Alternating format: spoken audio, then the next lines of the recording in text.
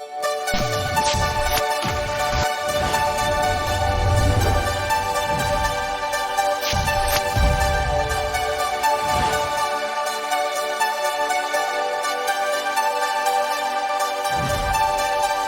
you tired of hearing people complain about the world and ready to own the responsibility to make the world a better place? Hey, my name is Brent Simpson, and welcome to this episode of Creating the Future. I believe that within each of us is a yearning to make the world a better place. So let's work together and make that desire a reality. My hope is that today's conversation inspires you as you endeavor to create the future.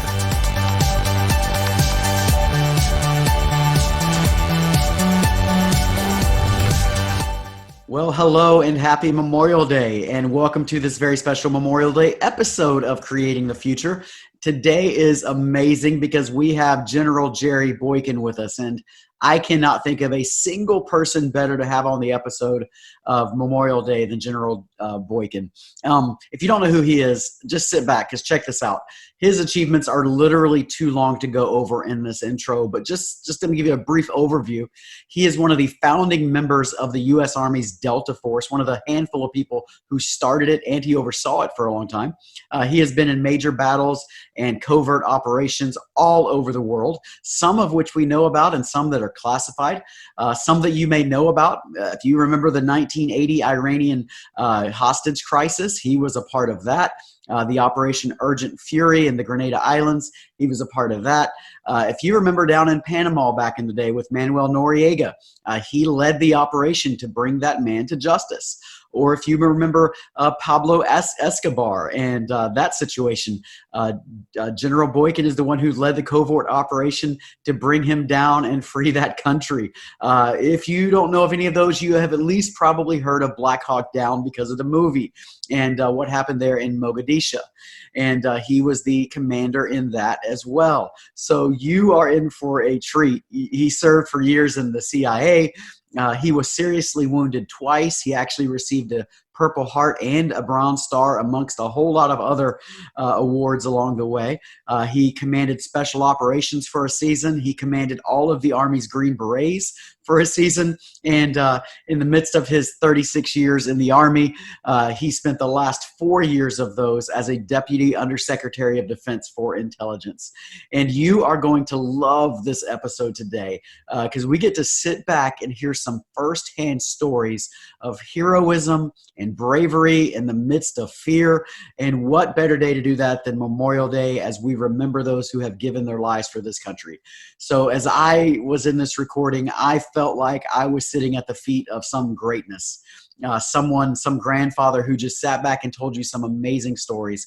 You're going to feel the same way. One of my big takeaways was even at the end of this podcast, he starts talking about his book, Man to Man, and what it means to be a man today in our society, and really good stuff there as well. So sit back, enjoy, and man, don't eat too many burgers today. Happy Memorial Day. God bless you.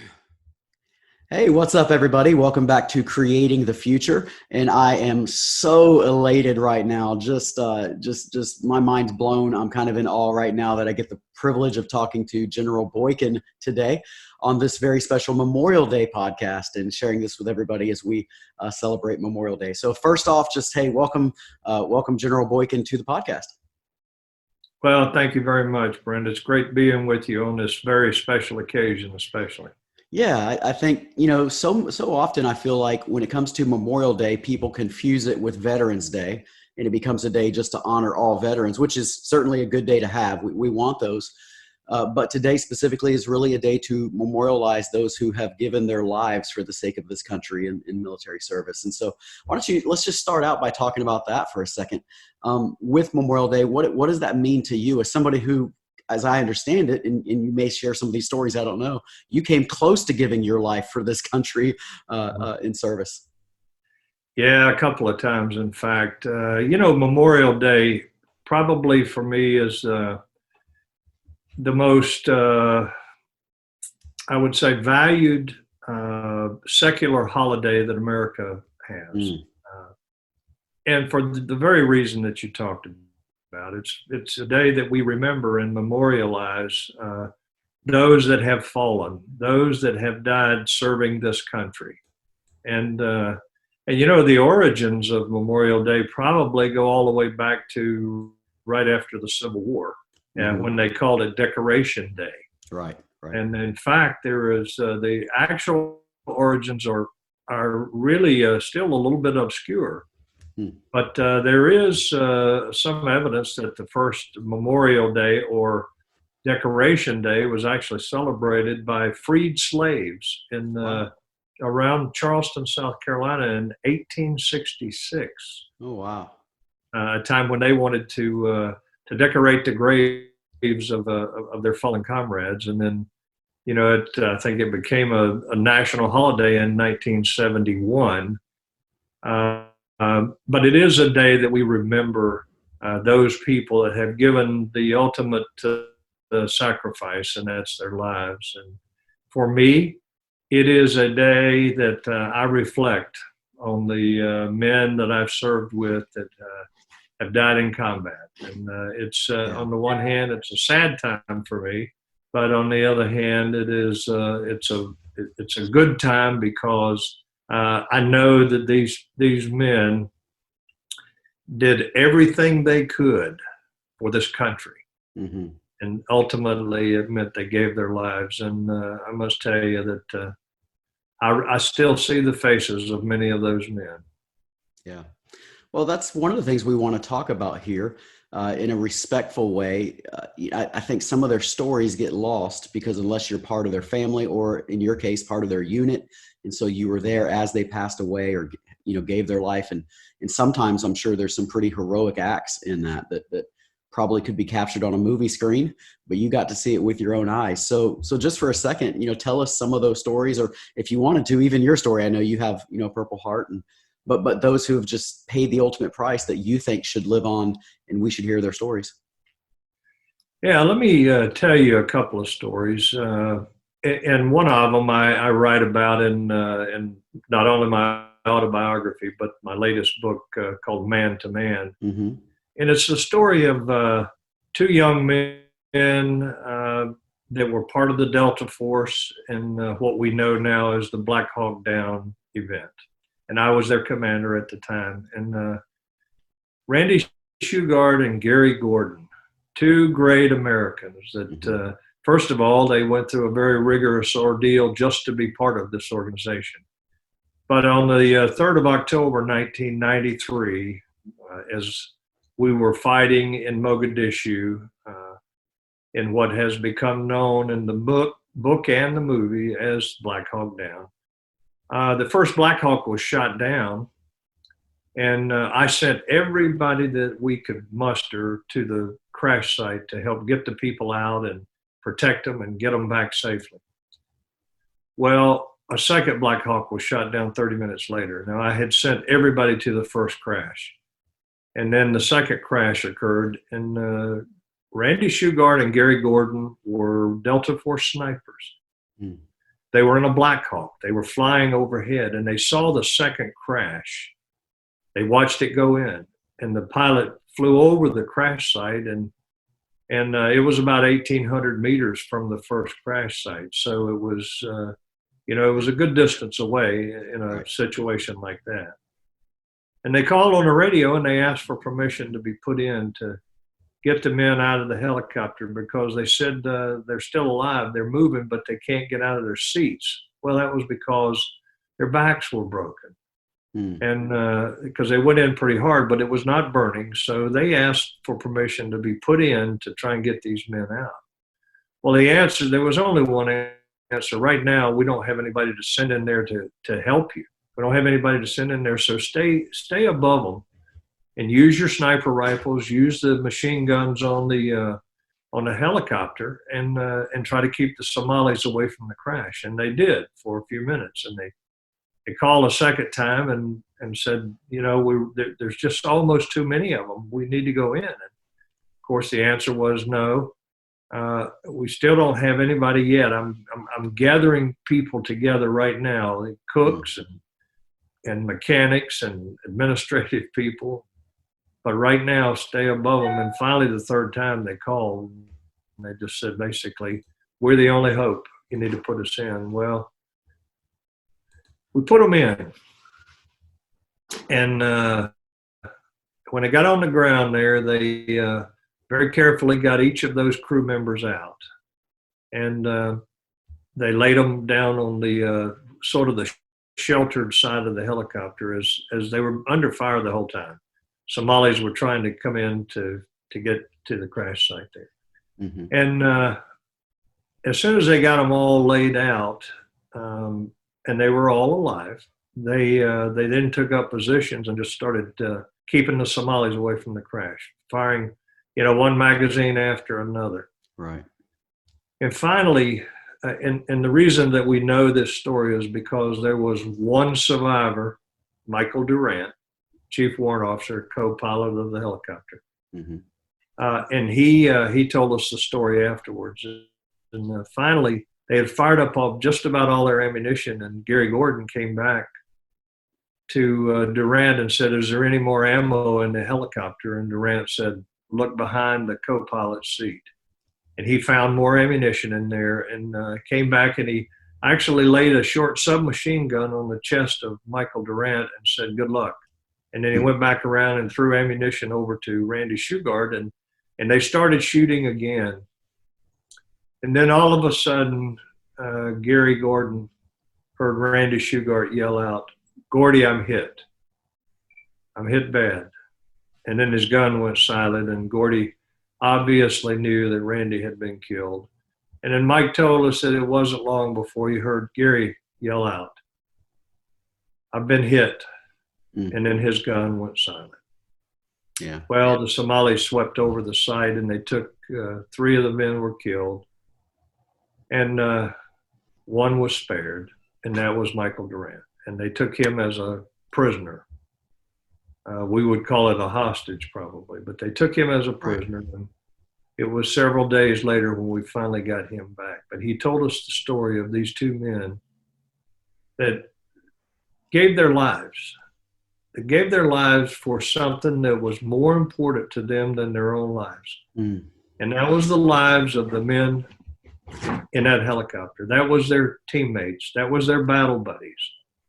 They had a transcendent cause that was willing. They were willing to sacrifice their lives, risk their lives, certainly, for these 2 men.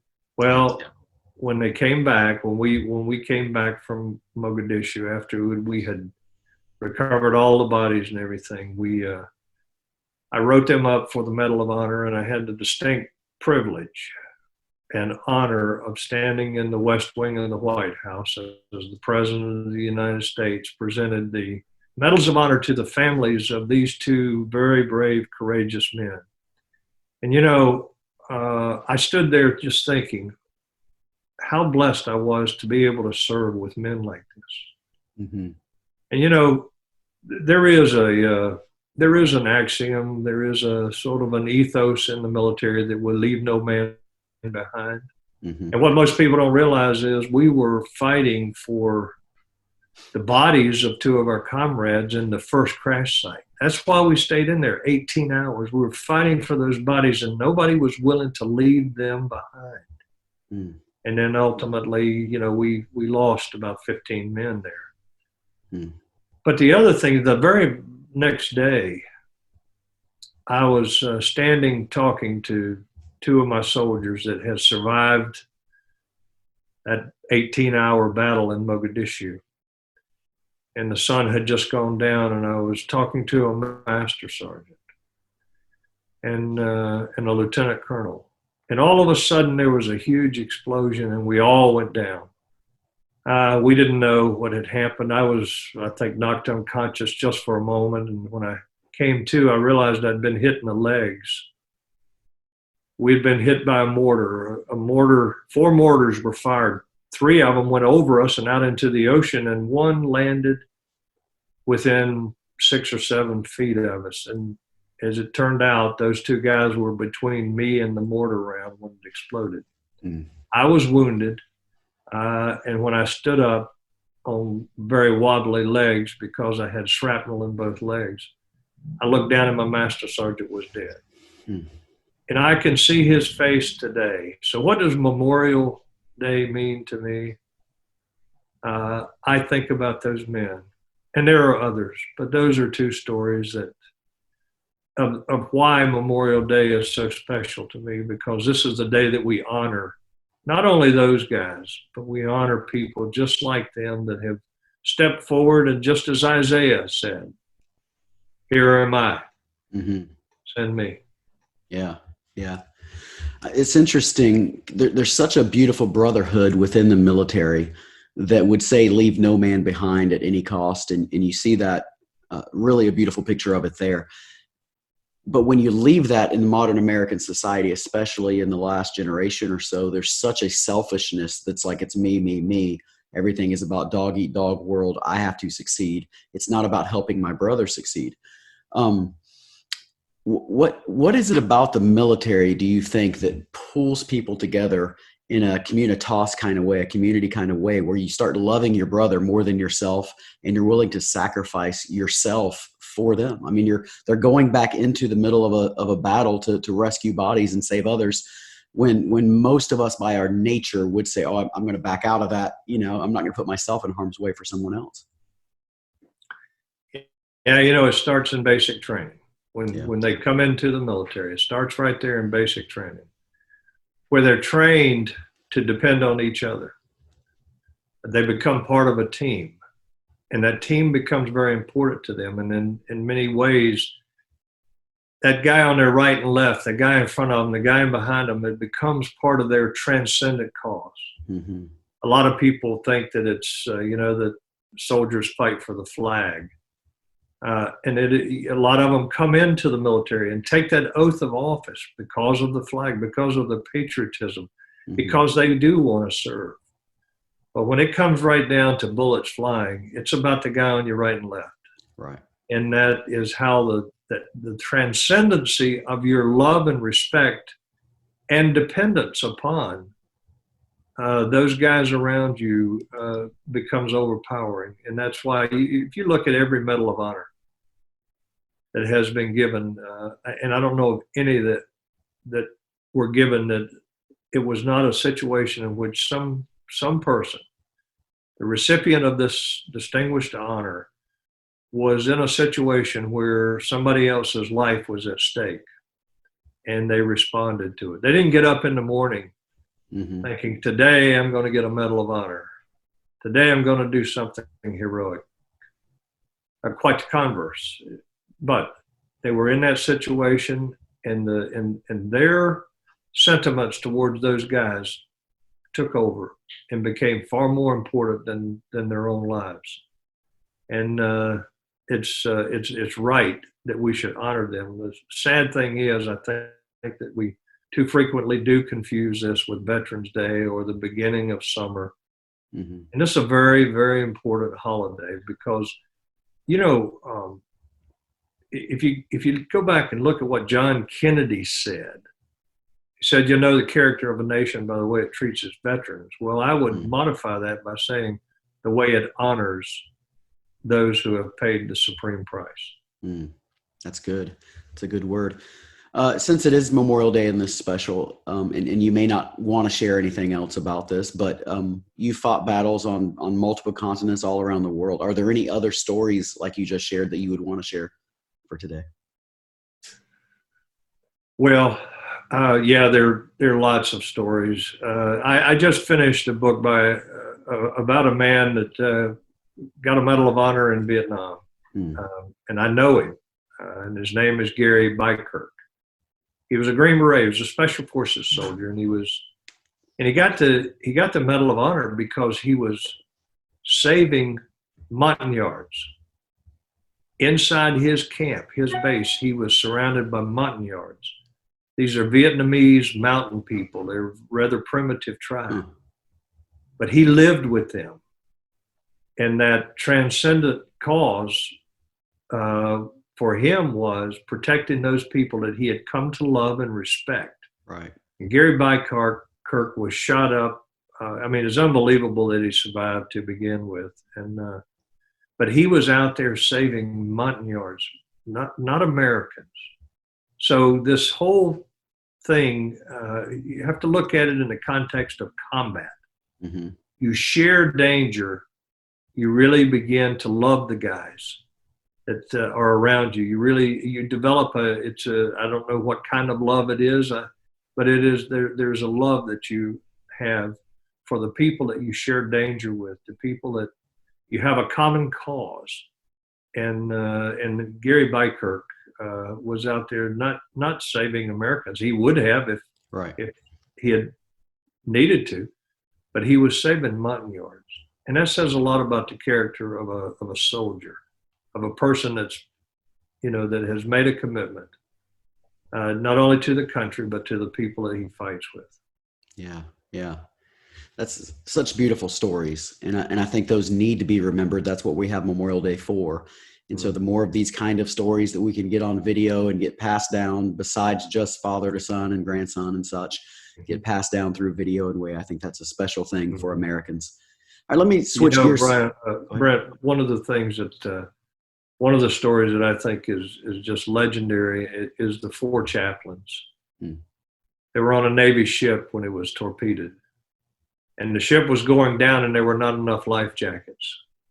And these 4 chaplains sacrificed their lives to give up their life jackets for other men. And the last thing that was reported that somebody saw them doing was they were, as the ship was going down, they were singing. They were willfully giving their lives. We honor them on this very special day. Yeah, absolutely. I love that. Let me switch gears slightly and ask this question. So you have obviously led some amazing men and women into battle and just in general, and you've been led by, I'm sure, some amazing men and women as well. Are there any leadership lessons that you've learned over the years and applied that you think are worth sharing with us today? Yeah, there are a lot of them. I'll share a couple of them with you. And the first one is that as a leader, you've got to be a good communicator. You cannot succeed as a leader. I mean, you're a pastor. You know that you have to be able to communicate. You have to be able to cast a vision, and you have to be able to do that in such an articulate way that people catch that vision, and then they become part of the execution of the vision that you have. You have to be able to talk to them very directly in terms of when they're off track. You've got to be able to set them down and speak to them in a way that is understanding yet corrective. But the thing about being a good communicator that most of us forget is you got to be a good listener to be a good communicator. What's the old saying? We were born with 2 ears and 1 mouth. Yeah. So we probably ought to listen, twice as much as we talk. Yeah. But being a good communicator is fundamental to being a good leader. Whatever your organization is that you lead, even in your home, being a good communicator is critical. The second thing is hold yourself to the same standards that you establish for others. And what you see, and we all have seen it, and we've seen it among general officers in the military, but we've seen it in churches. We've seen it in all kinds of settings where a leader doesn't live up to his own standards. He develops an attitude of entitlements. Well, I'm at the top of the stack. I've put more time in, and so I'm entitled to a little something extra. And it could be any number of things. It could be a moral failure. It could be a financial kind of thing. But if you don't live up to the standards that you establish for other people, then you are not going to be an effective leader. Ultimately, you're going to fail. And when you develop that attitude of entitlement, thinking that the rules don't apply to you, then you're on a path to some serious failures. Yeah, that's a good word right there. We're a pretty rapidly growing church where we are, and we hire quite often, it seems like sometimes. And I know there's one thing that always stands out on a resume, and that is military service, because for several reasons, but 2 of the big ones would be because of that selfless attitude you learn in the military. You learn those things, and because of the leadership that you learn in the military, and being structured and disciplined and follow through. And like you're saying here, you never demand something of others that you wouldn't do for yourself and carry yourself. Yeah. So you have two books that one that has recently come out. I think you got more than two, I think, but two that I guess are the bigger ones. And a book called Never Surrender, A Soldier's Journey to the Crossroads of Faith and Freedom. And then you got a book that I guess is coming out right now or just came out called Man to Man, Rediscovering Masculinity in a Challenging World. Let's talk about those real fast. What are those about? Why should any of our listeners go to Amazon and purchase those? Yeah, my autobiography, Never Surrender. Mm-hmm. I wrote back in 2008 after I retired from the Army, and it is really, it is my life in the Delta Force, my life in the Army for 36 and a half years. And then some of the battles that I went through with faith. Mm-hmm. And I can just tell you that there was a period there in Mogadishu where I literally sat down on my bunk after all the carnage and the men that I had lost, and I had been wounded, and I sat down on my bunk and I questioned whether God even existed. Mm-hmm. So, and I wrote about that because I wanted to be transparent. I wanted people to realize I had been serving the Lord for 23 years at that time. Yeah. But the tragedy of what happened there in Mogadishu was such that it shook my faith. But let me tell you, and you know, some people will say this is goofy, but the moment I said in my heart, there is no God, I heard the audible voice of the Lord. Wow. And over time, I realized what a privilege it was. What a great privilege it was for me to be there with these men when they took their last breaths. Oh, it hurt, and it still does. Yeah. But what a privilege it was. God allowed me to be there with them. Yeah. And I hope in some way that I encouraged them in their faith. Yeah. So that's my autobiography, and I tell a bunch of stories about the operations we were in Mogadishu, but I tell them from a perspective of, now, what was the faith component here? Mm-hmm. What was the faith component?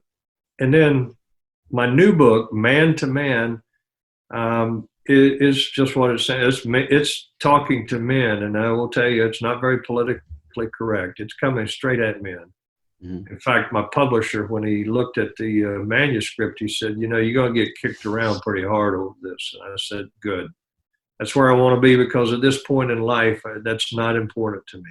Right. My wife loves me, my dog loves me, and Jesus loves me, and that's what's important. But Man to Man is really a book about what has God called us to be, mm-hmm. and I really do come at it from the perspective that God has called us to be 5 things. One is a provider. And we provide more than just the financial needs. You know, we provide direction. We provide leadership. We provide identity. Think about that. You know, how many young boys are running around now and don't know who they are because they don't have a father in the home. Yeah. So a man is a provider. A man is also a defender. And it's not just defending our home. You know, I'm a big Second Amendment guy. I got a lot of guns, but I also know that the things that I hold dear, my values, I have to defend. That's mm-hmm. why I'm not only pro Second Amendment, I'm pro First Amendment, I'm pro all amendments of the Constitution. Right. But just think of, we hold these truths to be self-evident, that all men are created equal. I believe in equality, but I also believe in life. And I do all I can in the pro-life movement to defend those helpless, unborn babies in the womb. Mm-hmm. So a man is a defender. A man is also an instructor. And this is where we need to understand the Great Commission is making disciples of all nations. We need to be mentoring. We need to be sharing our knowledge, especially when you get to be 72 years old like I am. Mm-hmm. You need to be sharing what you've learned through life's hard knocks. And you need to be teaching your children, you know, what's important in life, what's going to sustain your children. And then a man is a battle buddy. And, you know, As iron sharpens iron, so one man strengtheneth another. One of the problems in America is that men don't have a battle buddy. They don't have somebody that they have the same intimate relationship with that Gary Gordon and Randy Shugart had with those men that they went in there and saved and pulled out of that helicopter. A man needs a battle buddy that he can share his fears with, his concerns with, that he can call, and he knows that this battle buddy is going to pray for him. And the battle buddy is going to call him with his concerns and his fears and his apprehensions. And you can tell your battle buddy when you failed, and your battle buddy is the one that's going to say, okay, it's not how many times you fall, it's how many times you get up. Now get up. And confess it and get on with it. And then finally, a man is a chaplain.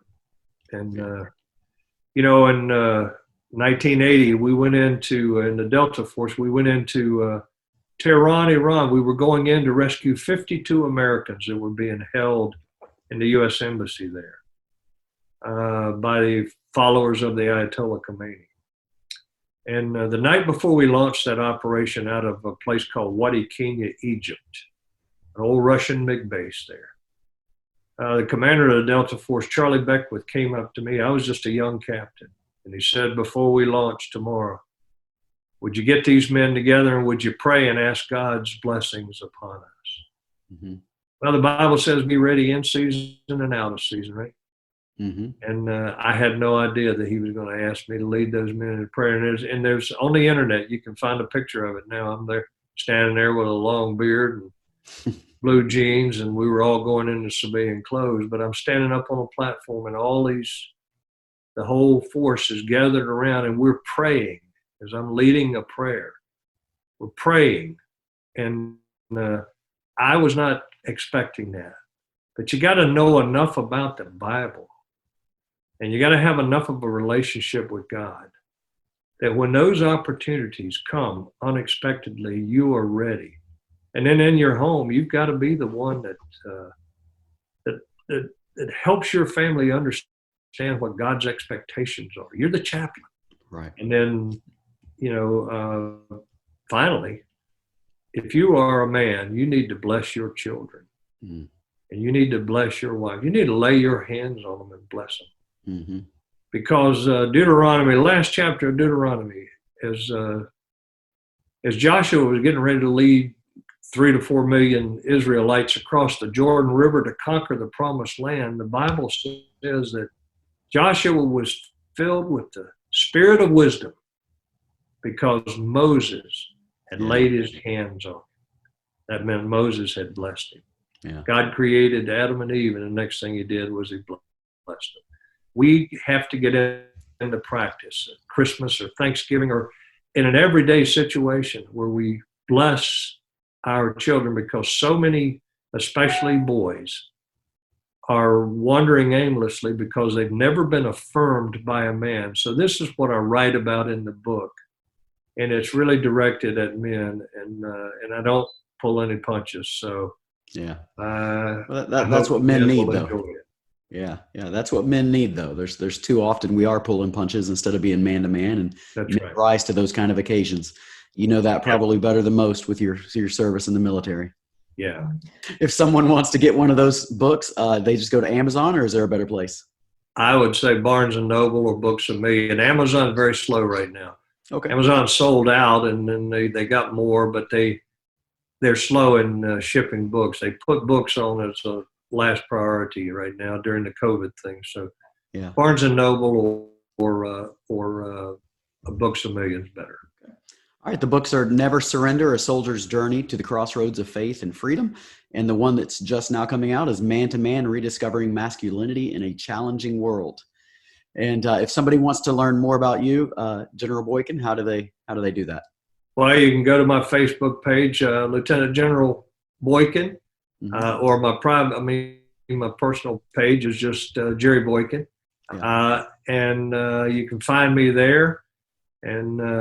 And you can also follow us at Family Research Council, where I'm the Executive Vice President, by going to frc.org. frc.org.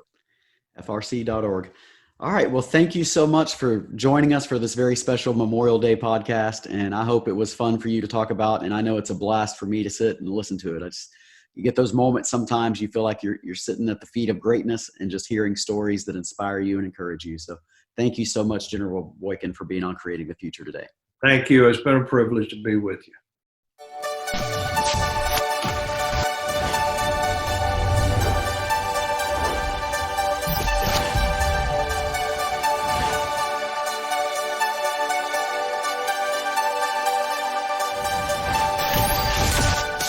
I hope you enjoyed this conversation today, and I especially hope it added value to you. If you enjoyed it, would you do me a favor and give us a 5-star rating on your podcast provider? It really helps to get the word out. And of course, if you share this content with your friends, that would be great too. And until next time, I hope you continue creating a better future. I look forward to being with you again soon.